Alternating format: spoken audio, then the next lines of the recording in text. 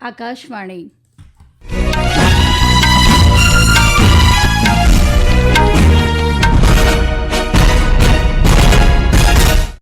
સમાચાર નિકિતા શાહ વાંચે છે. સૌપ્રથમ મુખ્ય સમાચાર. પ્રધાનમંત્રી નરેન્દ્ર મોદી આજે સવારે 11 વાગે આકાશવાણી પરથી પ્રસારિત થનાર મન કી બાત કાર્યક્રમમાં વિવિધ વિષયો પર પોતાના વિચારો રજૂ કરશે. આરએસએસ વડા મોહન ભાગવતે કહ્યું કે અહિંસા એ ભારતનો ધર્મ છે, પરંતુ અત્યાચારી અને ઉપદ્રવીઓને પાઠ ભણાવવો એ પણ તેનો ધર્મ છે. એનટીએએ નીટ યુજી પરીક્ષા વિશે શંકાસ્પદ દાવાઓની જાણ કરવા માટે વિશેષ પ્લેટફોર્મ શરૂ કર્યું.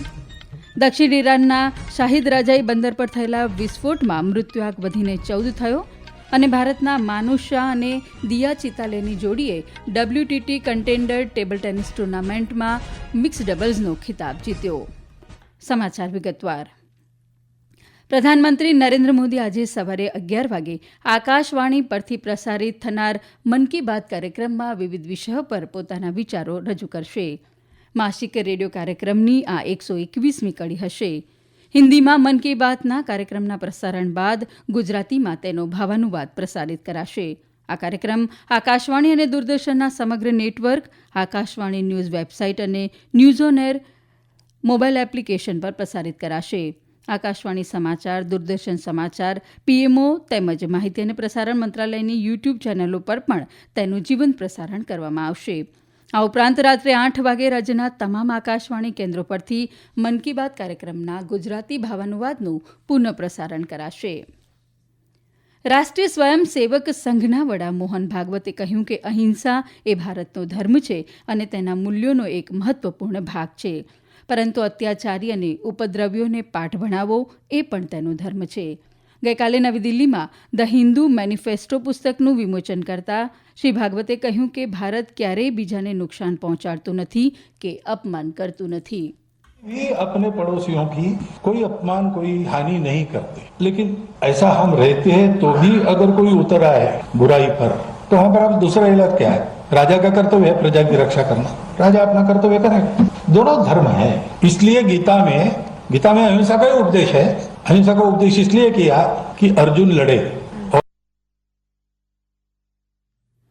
રાષ્ટ્રીય પરીક્ષા એજન્સી એનટીએએ રાષ્ટ્રીય પાત્રતા અને પ્રવેશ પરીક્ષા નીટ યુજી 2025 વિશે શંકાસ્પદ દાવાઓની જાણ કરવા માટે વિશેષ પ્લેટફોર્મ શરૂ કર્યું છે. એજન્સીએ ઉમેદવારોને સલાહ આપી છે કે તેઓ ગેરરીતિમાં સામેલ ન થાય અને ખોટા દાવાઓ દ્વારા પરીક્ષાર્થીઓને છેતરવાના પ્રયાસ કરતા અનૈતિક વ્યક્તિઓનો શિકાર ન બને. એજન્સીએ ઉમેદવારોને આવી ભ્રામક માહિતી ફેલાવતા લોકો વિશે 4 તારીખ સુધીમાં સાંજે 5 વાગ્યા સુધીમાં એજન્સીની સત્તાવાર વેબસાઇટ પર જાણ કરવા વિનંતી પણ કરી છે. માહિતી અને પ્રસારણ મંત્રાલયે તમામ મીડિયા ચેનલોને રાષ્ટ્રીય સુરક્ષાના હિતમાં આતંકવાદ વિરોધી કામગીરી અને સુરક્ષા દળોની ગતિવિધિઓનું જીવંત પ્રસારણ ન કરવા સલાહ આપી છે. મંત્રાલયે જણાવ્યું કે રાષ્ટ્રીય સુરક્ષાના સંરક્ષણમાં મીડિયા અને ડિજિટલ પ્લેટફોર્મ મહત્વપૂર્ણ ભૂમિકા ભજવે છે. આ અંગે વધુ માહિતી આપે છે અમારા સંવાદદાતા. 26/11 मुंबई आतंकी हमले और कंधार अपहरण जैसी घटनाओं के दौरान अनियंत्रित कवरेज ने राष्ट्रीय हितों को प्रतिकूल रूप से प्रभावित किया था. सूचना और प्रसारण मंत्रालय ने अपने परामर्श में मीडिया से रक्षा अभियानों या गतिविधियों से संबंधित रिपोर्टिंग में सूत्रों के हवाले से खबर चलाने से दूर रहने की सलाह दी है. मंत्रालय ने कहा कि समय से पहले ही संवेदनशील सूचनाओं का खुलासा करने से देश विरोधी तत्वों के लिए सहायक साबित हो सकता है. इसके अलावा सुरक्षा अभियानों पर प्रतिकूल प्रभाव पड़ सकता है और सुरक्षा कर्मियों की सुरक्षा भी खतरे में आ सकती है. दीपेंद्र कुमार, आकाशवाणी समाचार, दिल्ली. ગૃહ મંત્રાલયે પહેલગાંવ આતંકવાદી હુમલાની તપાસ રાષ્ટ્રીય તપાસ એજન્સી એનઆઈએને સોંપી છે. સૂત્રોના જણાવ્યા અનુસાર હવે એજન્સી ઔપચારિક રીતે આતંકવાદી હુમલાની ઘટનાની તપાસ કરશે. અગાઉ એનઆઈએ ટીમે આતંકવાદી હુમલાના સ્થળની મુલાકાત લીધી હતી. આ હુમલો આ મહિનાની 22 તારીખે પહેલગાંવના બેસરન જંગલ વિસ્તારમાં થયો હતો, જેમાં 26 લોકો માર્યા ગયા હતા અને ઘણા લોકો ઘાયલ થયા હતા. આ સમાચાર આપ આકાશવાણી પરથી સાંભળી રહ્યા છો. આ સમાચાર આપ અમારી YouTube channel AIR news Gujarat પર પણ સાંભળી શકશો. વધુ સમાચાર માટે અમારી વેબસાઇટ newsonair.gov.in/ગુજરાતી અને અમારા એક્સ હેન્ડલ AIR_news_ABAD ને ફોલો કરશો.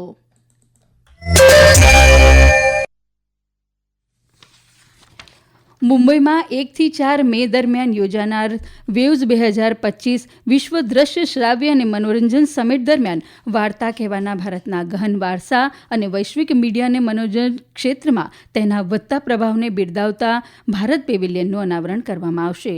આર્ટ ટુ કોડ થીમ પર આધારિત આ પેવેલિયન ભારતની વસુધૈવ કુટુંબકમની ભાવના પ્રદર્શિત કરશે.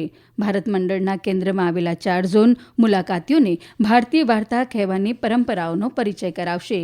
ભારત પેવેલિયન સાંસ્કૃતિક વારસાનું પ્રદર્શન કરવા ઉપરાંત વિવિધ સાંસ્કૃતિક ભાગીદારી અને રોકાણોને પ્રોત્સાહન આપવા માટે મજબૂત સરકારી સમર્થનનું પણ પ્રતીક હશે. દક્ષિણ ઈરાનમાં અબ્બાસ નજીક આવેલા શાહિદ રાજાઈ બંદર પર ગઈકાલે થયેલા વિનાશક વિસ્ફોટમાં મૃત્યુઆંક વધીને 14 થયો છે, જ્યારે 750 લોકો ઘાયલ થયા છે. ગૃહમંત્રી એસ્કંદર મોમેનીએ આ માહિતી આપી હતી. હોર્મોઝગન પ્રાંતના બંદર પર અજ્ઞાત કારણોસર ઇંધણ ટેન્કરમાં વિસ્ફોટ થયા બાદ આ ધડાકો થયો હતો. રાષ્ટ્રપતિ મસૂદ પેઝેસ્કિયાએ સોશિયલ મીડિયા પર એક નિવેદનમાં પીડિતો પ્રત્યે દુઃખ અને સહાનુભૂતિ વ્યક્ત કરી અને ઘટનાના કારણોની તપાસ કરવાનો આદેશ જારી કર્યો. તેમણે કહ્યું કે આ ઘટનાની સંપૂર્ણ તપાસ કરવા માટે ગૃહમંત્રીને તેમના ખાસ પ્રતિનિધિ તરીકે પ્રદેશમાં મોકલવામાં આવ્યા છે. National Irani petroleum refining and distribution કંપનીએ જણાવ્યું હતું કે વિસ્ફોટથી તેલ સુવિધાઓને કોઈ અસર થઈ નથી. રશિયાએ પહેલીવાર યુક્રેન સામેના યુદ્ધમાં ઉત્તર કોરિયાના સૈનિકો તૈનાત કરવામાં આવ્યા હોવાની પુષ્ટિ કરી છે. રશિયન સશસ્ત્ર દળોના જનરલ સ્ટાફના વડા વેલેરી ગેરાસિમોવે બંને દેશો વચ્ચેની વ્યાપક વ્યૂહાત્મક ભાગીદારી સંધિ અનુસાર કુર્સ્ક સરહદી વિસ્તારમાં ઉત્તર કોરિયાના લડવૈયાઓની ભૂમિકાનો સ્વીકાર કર્યો.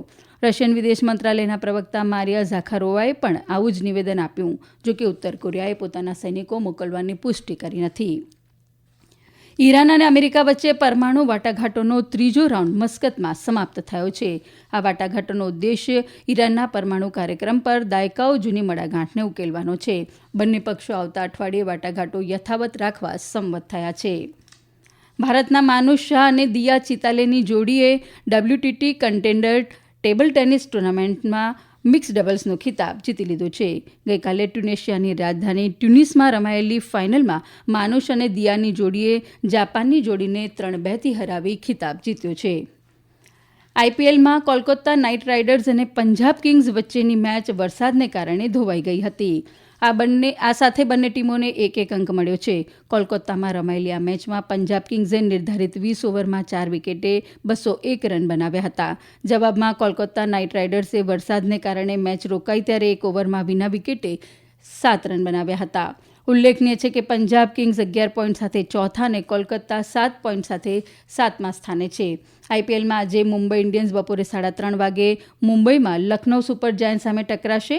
બીજી મેચમાં દિલ્હી કેપિટલ્સનો મુકાબલો સાંજે 7:30 વાગે રોયલ ચેલેન્જર્સ બેંગ્લોર સામે થશે. અને હવે આજના અખબારોના મુખ્ય સમાચાર રજૂ કરે છે હર્ષલ પંડ્યા. ઈરાનના પોર્ટ સિટી અબ્બાસમાં વિસ્ફોટમાં 10ના મોત અને અનેક ઘાયલ. પીઓકેમાં ભારતે વોટર બોમ્બ ફોડ્યો. લંડનમાં પાકિસ્તાન રાજદૂતની શરમજનક ચેષ્ટા. બિલાવલ ભુટ્ટોએ કરેલા ધમકીભર્યા ઉચ્ચારણ જેવા સમાચાર તમામ અખબારોએ પહેલા પેજ ઉપર પ્રકાશિત કર્યા છે. અખબારો પ્રમાણે જઈએ તો યુક્રેન યુદ્ધનો અંત લાવવામાં પુતિનને રસ નથી તેવા ટ્રમ્પના નિવેદન સાથે ગુજરાત સમાચારે હેડલાઇન્સ બનાવી છે. સંદેશ દૈનિક અને નવ ગુજરાત સમયે ઈરાનના અબ્બાસના બંદર પર થયેલા વિસ્ફોટના સમાચાર હેડલાઇન્સમાં લીધા છે. ફૂલછાપની આજની હેડલાઇન છે પીઓકેમાં ભારતે ફોડ્યો વોટર બોમ્બ. અડધી રાત્રે બાંગ્લાદેશી ઘૂસણખોરો ઉપર ગુજરાતની સ્ટ્રાઇક, 1000ની ધરપકડના સમાચાર દિવ્ય ભાસ્કરે પહેલા પેજ પર કવર કર્યા છે.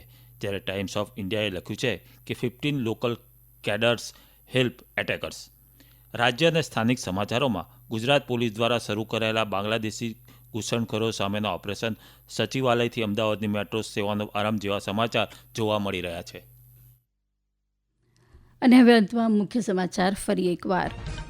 પ્રધાનમંત્રી નરેન્દ્ર મોદી આજે સવારે 11 વાગે આકાશવાણી પરથી પ્રસારિત થનાર મન કી બાત કાર્યક્રમમાં વિવિધ વિષયો પર પોતાના વિચારો રજૂ કરશે. આરએસએસ વડા મોહન ભાગવતે કહ્યું કે અહિંસા એ ભારતનો ધર્મ છે, પરંતુ અત્યાચારી અને ઉપદ્રવીઓને પાઠ ભણાવવો એ પણ એનો ધર્મ છે. ઈરાનના શાહિદ રજાઈ બંદર પર થયેલા વિસ્ફોટમાં મૃત્યુઆંક વધીને 14 થયો અને ભારતના માનુષા અને દિયા ચેતાલીની જોડીએ WTT કન્ટેન્ડર ટેબલ ટેનિસ ટુર્નામેન્ટનો મિક્સ ડબલ્સનો ખિતાબ જીત્યો. હવે પછી આપ 1:20 રાષ્ટ્રીય સમાચાર સાંભળી શકશો. આ સાથે આકાશવાણી પરથી સમાચાર પૂરા થયા.